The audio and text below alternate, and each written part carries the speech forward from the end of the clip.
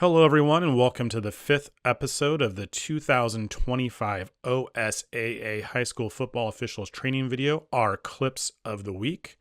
This is the fifth episode as we're moving on past the halfway point of the season. We hope everyone's season is continuing to be a success. We have a lot of clips to look at this week, so let's jump into the clips. Before we jump into new clips, we want to revisit one clip from last week. And as you may recall, we showed this free kick untouched by the return team that is ultimately picked up by the kicking team around the 3-yard line and carried into the end zone for an apparent touchdown. And as we mentioned, the crew did get this right. They brought the ball back to the 3-yard line. They also put time back on the clock as the clock had wound down from 3 seconds to zero. But we had mentioned that the clock should have been reset to 3 seconds and not 2 seconds. And that was incorrect because this ball had gone past the neutral zone. First touching by K was no longer a thing. And the crew was actually correct in having 1 second come off the clock. So our apologies for the miscommunication. Thank you to the officials who pointed that out. And with that said, let's jump into our new clips for this week's episode. So this first clip that we're going to look at has a lot to unpack, and there are actually 3 fouls on this play, only one of which is called. So let's watch this going through and observe how the crew originally called this play. So we're going to get a scrimmage kick with the wide side of the field toward the head linesman side, which means our line judge is going to release downfield slowly, which they do. And at the end of this kick, we're going to get a foul for kick catching interference, correctly called by the back judge. So the crew enforced the kick catching interference 15 yards from the spot of the foul and 1st and 10 for the return team. And if we notice here at the end, we see the center judge sprinting downfield to break up some extracurricular activity. So now let's go back to the play once more and look for the 3 fouls, 2 of them in addition to the kick catching interference. So what we're going to notice is that in the middle of the field between the 45 and 50-yard line, we're going to have a missed takedown hold that either wing could have got and unfortunately didn't. And then we want to continue to watch those 2 players at the conclusion of the play because this is what the center judge was looking at. And we're going to see a member of the kicking team throwing a member of the return team to the ground after the play was over. So let's now imagine that all 3 fouls had been called. So the return team would have 3 options here. First, they could simply take the result of the play, which they're likely not going to do. Secondly, they could decline the kick catching interference by the kicking team and then keep the ball after the enforcement of their defensive holding penalty. Or third, they could accept the penalty for kick catching interference, in which case K would then likely accept the foul for defensive holding, and we would offset. Regardless of the decision, after the choice was made for the 2 live ball fouls, we would then have the dead ball unnecessary roughness by the kicking team enforced. So there could be a lot to unpack here. This is an excellent example of making sure we see the entire play, but also then had we had that penalty enforcement decision being slow and methodical, going through all of the different permutations and options available to the coaches. So now we're going to look at 2 back-to-back clips from the same game. And this first one, we want to look at mechanics. We're going to notice that the line judge gets a count of 11 players and indicates that to the back judge with their thumbs up. And it looks like they're trying to indicate where the line of scrimmage is to the receiver that is near them. Now, at no point does the line judge ever put their hand back, indicating that they have a receiver off the line. So this would indicate towards the head linesman that one of those 2 receivers is on the line per the line judge. Now, if we had both receivers off, we would expect to see a longer, slower motion from our line judge with their hand extended into the offensive backfield, indicating that they have 2 players off. If they have 1 player off, which would be the outside receiver, they would simply have their hand extended backwards. We don't get either of those, But then after the play continues, we get a flag by the line judge. And per the foul report, this was a foul for an illegal formation. So first off, let's remember our mechanics and making sure that we're indicating if a player is off. Players often look to us to make sure that we don't have an arm extended back, and in this case we didn't, so that receiver likely thinks they are on the line of scrimmage. Secondly, an illegal formation is a foul at the snap, so we should throw that flag more quickly. So now let's look at the next clip. And what we're going to see here is that there was an injury on that prior play. And unfortunately, before the player or the trainers are able to safely get off the field, we have our referee winding the clock, and no one on the crew notices that the player nor training staff have safely left the field. This simply cannot happen. Somebody on the crew has to be aware of this and not allow the ready for play whistle to be blown. So the offense actually runs a play here. And at the end of this play, we're going to see that the runner is 7 or 8 yards short of the line to gain, and now we're killing the clock. So again, lots to unpack on these last two plays here in terms of our mechanics. And let's make sure as a crew that we have given plenty of time for all players and personnel to leave the field after an injury. So we have talked a lot over the last couple of years about aiding the runner, yet we still continue to see crews missing calls when a runner is clearly aided or helped. And we're going to see another example, a textbook definition of aiding the runner here. And we're going to get a better look at it from the end zone view here. And this should be called by either our head linesman or our center judge who is trailing the play. In fact, our back judge could probably see this as well. But as the runner approaches the goal line, they're literally carried across the goal line by two different members of their team. So again, just a reminder that this has been a point of emphasis over the last couple of years. It's not a new rule, and we want to make sure we're seeing fouls like this and getting them called. So on this play, we're going to get some excellent off-the-ball officiating by our center judge, and also some excellent penalty enforcement from the crew. Now, before we play this, let's just take note of the back judge. This clip starts near the time of the snap, but our back judge is not in position. So we don't know exactly what led to this, but we'd ask our back judge to hustle into position. And if the offensive team is going with a no huddle or moving quickly, that you back judge into position so we don't have our back to the play at the time of the snap. Now what we want to do is watch action by one of the offensive linemen. And after the play here, we're going to see them perform a personal foul, unnecessary roughness. And the question on this is the timing of this hit as the runner is scoring. And if we pause here, we can see that the runner is in and we have a touchdown. So now this unnecessary roughness foul is a dead ball foul. And the crew does an excellent job piecing this together. And what we're going to see is that the next clip is showing the free kick from the 25. So we had a foul by the scoring team after the score.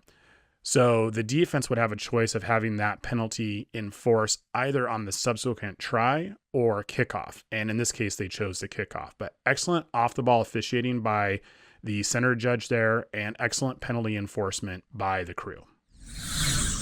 So if you're sensing a theme this week with player safety, that's definitely the case. Almost all of our clips involve player safety, either in terms of player safety fouls or player safety, such as the injured player that wasn't allowed to leave the field that we saw earlier. And on this play here, we're going to watch the activity that's to the left side of the offensive formation behind the play. And this is going to be missed by both our line judge and our center judge. And we certainly do not want a play like this to be missed. We're going to see number 15 for the defense clearly rip off the helmet of the offensive player. Now, at a bare minimum, this is certainly a foul for a face mask and a personal foul at that. Now, given how the rest of the game had played out and how that player may have acted earlier in the game, this type of action could also warrant a disqualification. So, as an isolated incident, it might not be considered flagrant. We should have definitely picked this up and called a foul. But again, had that player shown a propensity for actions such as this and had been warned before, we would absolutely support a disqualification in a situation like that. The next two clips we're going to look at are very similar in terms of the outcome. And what we're going to notice is that in both cases, we have members of the offense clearly wrapped up, their forward progress stop, and then they are body slammed to the ground by the defense. And in both cases, we should have a flag for a personal foul, unnecessary roughness. These are safety fouls that the NFHS wants called. It's a point of emphasis. In both of these cases, we could support disqualification as well. Again, the runners are clearly stopped. Their forward progress is stopped. And these are completely unnecessary and unsafe actions by the defender.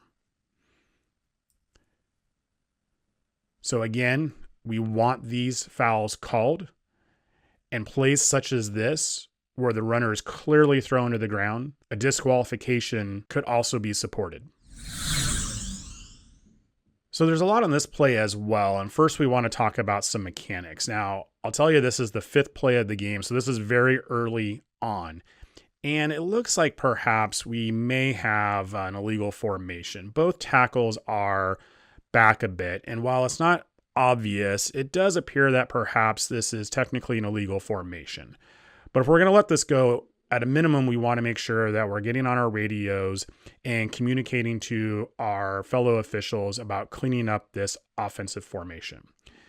Now, as we get a snap here, we're going to notice that our center judge is only 9 yards back. And per our mechanics manual, they should be 10 to 12 yards back. Probably emphasis closer to 12. Now, as this play continues, we're going to notice that the quarterback who's become a runner is clearly now past the line of scrimmage by 2 or 3 yards, and then they're going to pitch the ball. And again, this is clearly forward. We don't get a beanbag by the line judge. So the absence of a beanbag would tell us this was forward. So this should simply be an incomplete forward pass. And with that said, this should be an illegal forward pass. We should get a flag here for the illegal forward pass, which would be enforced 5 yards from the spot of the foul with a loss of down. However, we get none of that, and this ball is actually ruled a fumble, and we get a turnover. So as we've talked about over the last few weeks, we don't want any cheap scores, and we don't want any cheap turnovers. So just as a reminder, on forward passes that are from beyond the line of scrimmage, it's simply an incomplete pass if it's not caught, and we want a flag at the spot of the pass. So on this free kick, we have some pretty good officiating here. One mechanic thing we want to work on, and then one penalty enforcement thing we want to work on. First, with mechanics, we ask that our center judge or umpire work their way into the field after the kicking team has passed them by. This allows you to work the play inside out and also frees up the sideline for the line judge to work cleanly. Now, with that said, our umpire is going to notice a live ball personal foul by number 2 of the kicking team here. And so we're going to have a flag here for unnecessary roughness.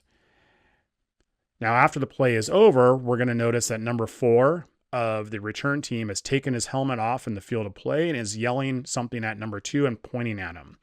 So now we're going to get flagged by both the line judge and our umpire for a dead ball unsportsmanlike on the return team.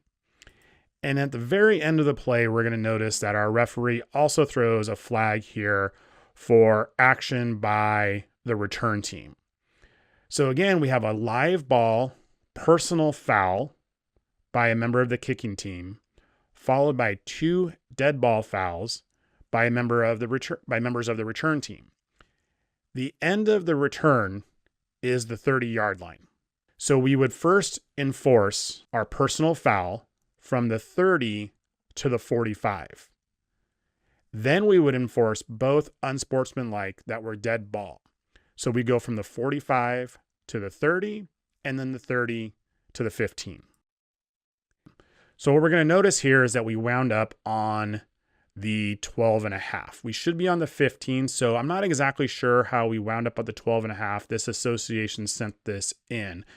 So it's a small difference of about 2.5 yards, but again, just goes to illustrate how it's important to slow down when it comes to penalty enforcement, especially when we have double or multiple fouls. So speaking of penalty enforcement, we want to look at a couple of clips from a game that involved some penalty enforcement that wasn't quite right. The first one here, we're going to get a great call for a face mask by the referee. And what's interesting on this play is that the actual face mask was never grabbed, but rather the opening of the helmet. And just a reminder that grasping the opening of the helmet is also a face mask. So excellent job by the referee for the flag here for a personal foul face mask. So now if we go back to where the play began, we want to look at where our ball position was in the yard line. So we're snapping from the A39 and position 1. So because this was a foul by B behind the line of scrimmage, this is a previous spot in enforcement. And as we've mentioned multiple times, previous spot means previous spot. Only the yard line from which the previous snap came from, the 39 in this case, but also the ball position. And in this case, this is position 1. So this is a 15-yard penalty. So we would move the ball from the A39 to the B46. And we'd also like to remain in position 1. However, when we look at the next clip, we're going to notice that while we got the yardage right and we're snapping from the B46, we went to position 3. So again, just a reminder that with previous spot enforcement, that is both the yard line and the ball position from which we snapped the play before.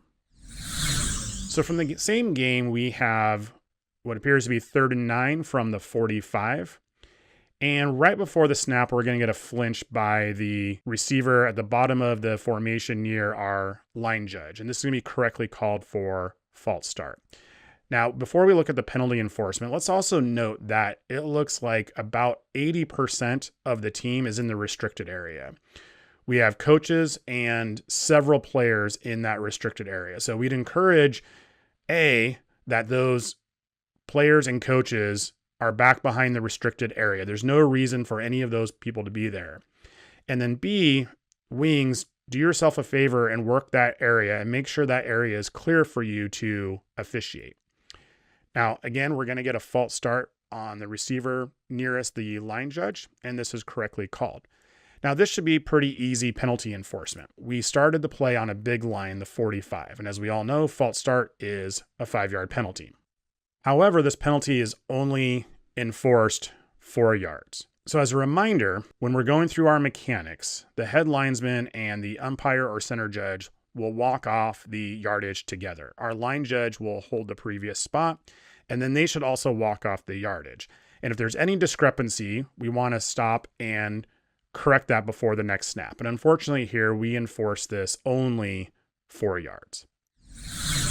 So the last 2 clips we're going to look at are very similar and again involve player safety fouls as well as penalty enforcement.